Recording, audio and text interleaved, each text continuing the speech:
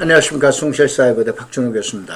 자, 부동산 공법 10분 강의로 뚝딱 그래가지고 5번째 시간 땅꾸나 깨론 27편인데 이거는 이제 여러분들 부동산 공법을 하도 어려워하니까는 가장 쉽게 한번 여러분들 이해하셔라 라고 그래서 해놨죠. 그런데 이런 땅은 사라, 이런 땅은 사지 마라. 근데 만약에 여러분들 두 개 중 하나를 꼭 선택한다면 뭐를 선택할 거예요? 부동산에서 부정의 결과는 제가 그냥 일방적으로 얘기합니다. 가난입니다. 그래서 대부분 이제 부동산 강의하시는 분들 봐보면은 이런 거 하면 큰일 난다, 이런 거 하면 큰일 난다. 사람들 많이 모입니다. 근데 이런 거 하면 괜찮습니다. 이런 거 조금 모입니다. 이게 바로 뭐냐면 이렇게 보셔야 돼요. 부자가 100명 중에 몇 명이에요? 아니면 10명 중에 몇 명? 한두 명이잖아요. 이것처럼 대다수가 부정을 상당히 굉장히 어떻게 말하면은 똑똑하고 유능한 것처럼 사회에서도 그러잖아요. 두 분이서 논쟁을 벌입니다. 하나는 긍정으로 얘기해, 하나는 부정으로 얘기해. 누가 이겨? 부정으로 얘기한 사람이 꼭 똑똑하고 어떻게 됩니까? 능력이 있고 그 다음에 말도 잘하는 사람 같이 보이죠. 투자도 마찬가지입니다. 여러분들 땅이라는 건 긍정적으로 생각하시면서 자, 이 시간을 이제 보시기 바랍니다. 제가 그랬었죠. 지구는 건물, 구역은 행위제한, 지역은 땅이다라고 그랬죠. 이건 10편 끝날 때까지 얘기할 거예요. 그 다음에 이제 두 번째 시간은 뭐라고 그랬어요?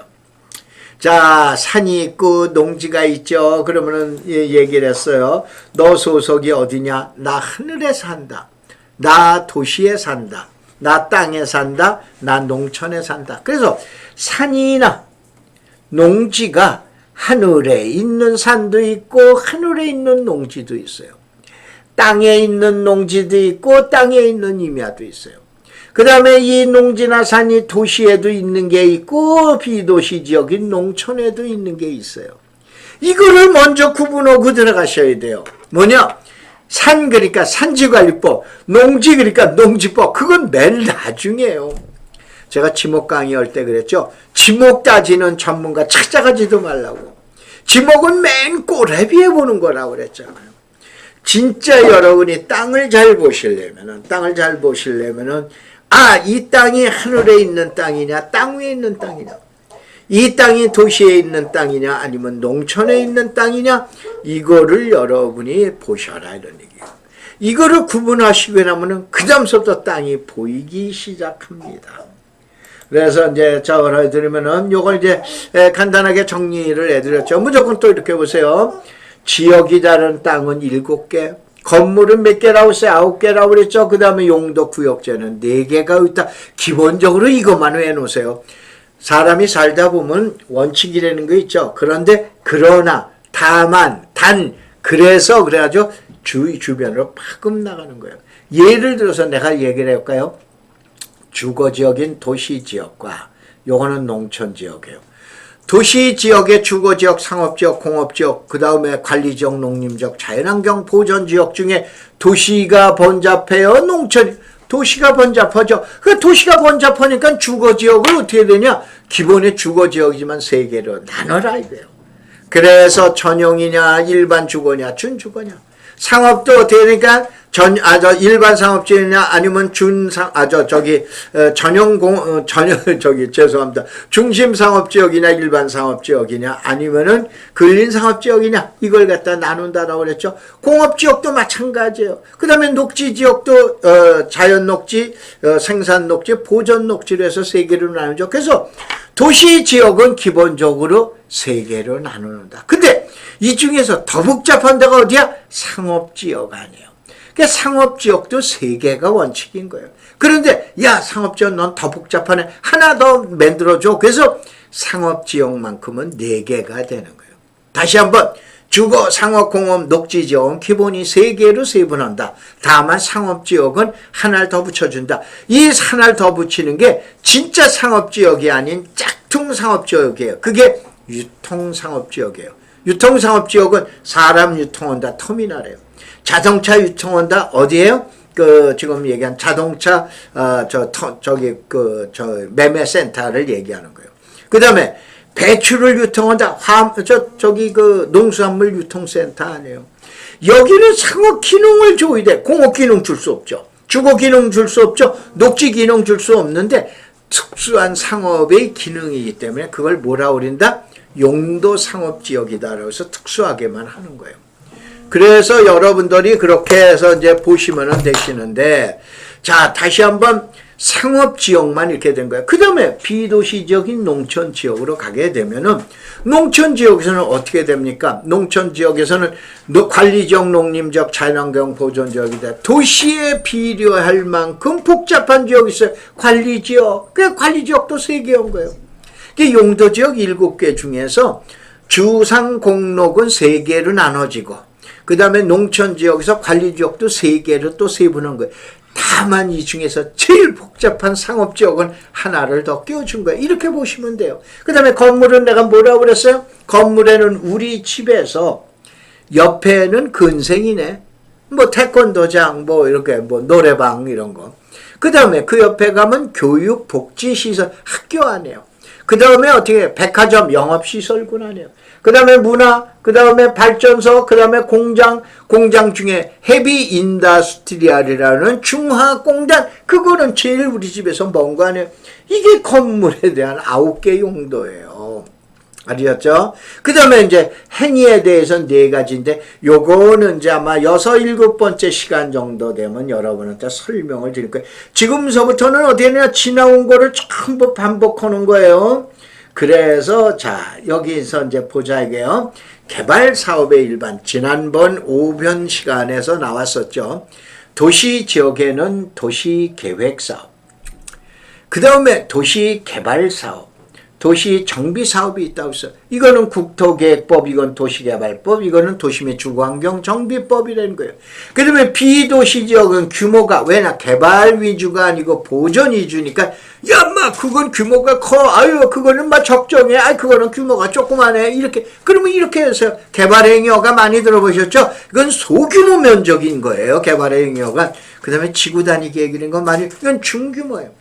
그 다음에 야, 규모가 커. 그런데 규모가 크면은 우리 국토계획법에서는 얼마 이상에 되는 거는 지금 규모가 큰 거라는 법의 규정이 없는 거예요.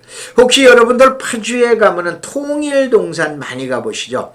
북하늘 전망대까지 우두산 전망대에서 이렇게 내려다보고 그리는 것처럼 그쪽에 굉장히 많죠. 아파트도 있고 뭐 공장도 있고 뭐 하고 그리고 그러는데 거기가 뭐냐면은 대규모 계획인데 거기는 도시지역이 아닌 비도시지역 농촌지역입니다.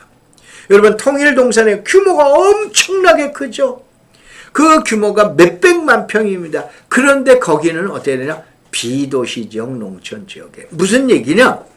자, 비도시지역 농촌지역에서는 규모가 얼마 이상은 어떻게 하라는 규정이 없어요. 그냥 크기만 하면은 도시계획 사업으로 가라. 중규모는 지구단위 계획으로 가라. 소규모는 개발행위허가로 가라 이거예요. 왜 그러냐? 여기는 법이 없기 때문에. 여기는 법이 있기 때문에. 그러니까 다시 한번 농지나 임야가 도시에 들어가 있어? 그러면은 무슨 법 갖다가 적용할까? 그리는 거예요. 근데 비도시 지역이나 농촌 지역에 임야나 농지가 있으면 이때는 어떻게 생각하는 거다? 얘가 규모가 커, 적어. 중규모야? 그러면 지구단위 계획으로 가야 되겠네. 규모가 적어? 그러면 개발행위허가로 가야 되겠네. 이렇게 생각하시면 되는 거예요. 이리고 땅을 보는 거예요. 아시겠죠? 그 다음에 가서 이게 임야다 그러면 산지관리법을 적용하든 농지법을 적용하든 그 다음 차례인 거예요. 이건 맨 마지막에 있는 걸 가지고 이런 땅은 좋다 이런 땅은 나쁘다 그런 게 어딨어. 말도 안 되는 얘기죠. 그래서 이런 내용을 갖다 설명을 드려놨어요. 그래서 지금 얘기하는 자, 잘 보세요. 이 시간에 이제 도시 지역에서는 어떻게 되냐? 나 도시에 산다. 그러면 개발 계획이 있어. 나 비도시 지역 농촌에 살아. 그러면 개발 계획이 없어요. 그러면 도시에 있는 땅, 모든 땅이야. 농지든 임야든 도로든 하천이든 대한민국에 있는 모든 땅, 우리나라 국토의 몇 프로라서 약 17%. 비도시 지역인 농촌 지역은 83% 정도 된다라고 그랬죠. 그럼 우리나라 땅의 17%를 무조건 뭘로 하냐? 법으로 개발해야 돼.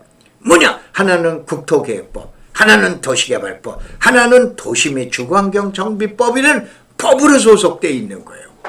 그 다음에 비도시 지역인 농촌 지역의 우리나라의 83%의 토지는 개발 계획이 없는 거예요.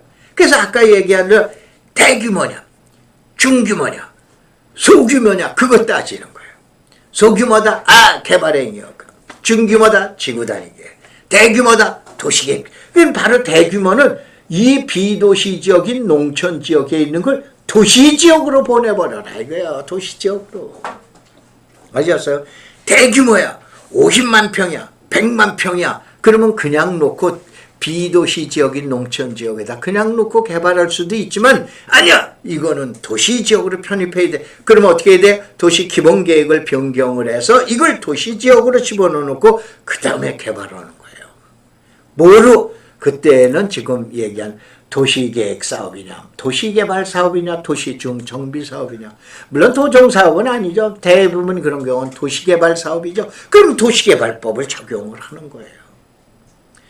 그래도 아직도 밋밋하시죠. 그래서 10여 분씩 제가 뭐라고 그래서 10번만 투자하는데 이번이 5번째예요. 10번을 투자하시고 강의를 들으시고 많은 사람 몇 분들 연락 오셔서 저한테 그러시더라고요. 교수님 강의는 처음 들어봤지만은 한 번만 들을 수는 없겠다. 그래서 그 얘기를 하시대. 누가 아주 재미난 글을 했는데 뭐냐면은 강의를 안 들은 사람은 있어도 강의를 한 번 들은 사람은 없다라고 그러죠. 어느 분이. 근데 하여간 기분이 좋습니다. 그게 바로 이거예요. 그래서 지난번 강의를 부동산 공법에 관련된 강의를 저걸 해주시고 또 많이들 추천도 해주시더라고요. 옆 사람한테 다 추천해보세요. 이거 10분씩만 투자하시면 돼요. 그래서 이제 도시지역 개발 사업의 일반에서는 이제 이거가 이제 본격적으로 나오는 거야. 이건 도시계획 사업, 도시개발 사업, 도시정비 사업이 되는 거예요. 도시계획 사업은 뭐냐? 도시계획 52가지를 설치하는 사업이에요. 여기서 나오는 게 장기 미집행 시설이라고 그리는 거예요. 알겠어요? 그 다음에 도시개발 사업은 신시가지를, 신도시 아니에요. 신시가지를 만드는 거예요. 신시가지를 만들다 보니까 여기서 뭐 하는 거야? 수용 방식도 나오고 환지 방식도 나오고 혼용 방식, 보통 제가 얘기한 짬뽕 방식도 나온 거예요. 환지 방식 많이 들어보셨죠? 요즘은 환지 도시개발은 환지 시대이니까. 그 다음에 여러분들 재개발, 재건축, 주거환경만 그거는 도시 정비 사업이에요. 이 도정 사업은 비도시 지역, 농촌 지역은 없습니다. 어느 지역만 있다? 도시 지역만 있는 거예요. 그래서 이걸 갖다가 잘 외울 필요 없어요. 이해를 하시면 그거라고 그러면서 이해가 되시는 거예요. 그러면 여러분들 공인중개사 시험에 도전하다가 실패하신 분들 아니면 겁이 나셔서 아직 도전 못 하시는 분들 이 강의를 들으시고 공인중개사 시험에 가장 어렵다는 공법을 통해서 한번 도전을 해보세요. 이렇게 쉽게 얘기해 주는 사람 별로 없을 겁니다. 그래서 비도시 지역은 면적이 크대요. 면적이 그저 그렇대 중규모대 면적이 적대요. 개발행위와 지구단위의 도시개발 사업이라죠. 이것도 세부적으로 설명을 드릴게요. 아셨어요? 이거를 자꾸 이해를 하시면 되세요. 그 다음에 이제 택지개발 사업이 앞으로는 어떻게 되냐? 앞으로 택지개발 사업은 지금 얘기한 대로 점차 없어지는 게 공영개발 사업이죠. 이게 과거에 2015년도에 법이 삭장이 된 거죠. 없어진 거는 아니에요. 근데 삭장은 시켜버렸는데 그게 유명한 여러분 택지개발 촉진법이에요. 그래서 예를 들어서 평택의 지제역 주변에 가면은 옛날 같으면 LH에서 했는데 지금은 어때요? 8개인가 9개의 도시개발 조합이 있잖아요. 여기서는 땅 한 평도 없잖아요. 그 유명한 여러분 지제 땅 사러 가면 뭘 하셔야 돼요? 환지부터 전부 공인중개사에서 얘기를 할 거예요. 맨지면 어때요? 지목이 부으면 어때요? 못생기면 어때요? 이때 가장 먼저 배워야 되는 건 환지라고 우리는 도시개발 사업을 배우셔야 되는 거예요. 그 다음에 그래서 이제 점점 없어지죠. 그러면 점점 늘어나는 공공주택, 소위에서 보금자 3기 신도시도 공공주택 특별법 아니에요. 그 다음에 이제 마지막으로 일본 직전 짬뽕인데 여기는 이제 환지 사업이 이제 추정된 사업으로 나오게 되잖아요. 이런 사업을 갖다가 알고, 야, 거기에 맹지면 어때? 땅은 제일 먼저 이렇게 생각하세요. 가격이 싼 놈이 최고예요. 아셨어요? 가격이 싼 사람, 나중에 제가 사례 한번 배드릴게요. 가격이 싼 게 최고입니다. 아셨죠? 이렇게 해서 여러분들이 이해하시기 바랍니다. 자, 여러분들 이러한 자료도를 갖다 해놨는데 이게 NGO 단체인데 저는 NGO라고 그러는 말을 참 싫어합니다. 이 사람들 사실은 이런 얘기하면은 뭐 어떨는지 모르는데 월급 받고 지금 하는 거 사회활동하는 거 아니에요. 내 진심으로 봉사활동하는 건 아니잖아요. 그래서 전 비영리 단체라고 그러는 용어를 그냥 잘 사용하는데 이게 황사 막는 사람들이에요. 그게 황막사입니다. 이건 다음에 오셔야 메인 카페가 있어요. 그래서 한번 와보세요. 그러면은 여러분들 많은 자료들을 전부 무상으로 공개하고 공청 공람이나 실시계획, 집행계획 나온 거 다들 거기다 올려놨습니다. 한번 와보시기 바랍니다. 자, 고맙습니다. 감사합니다.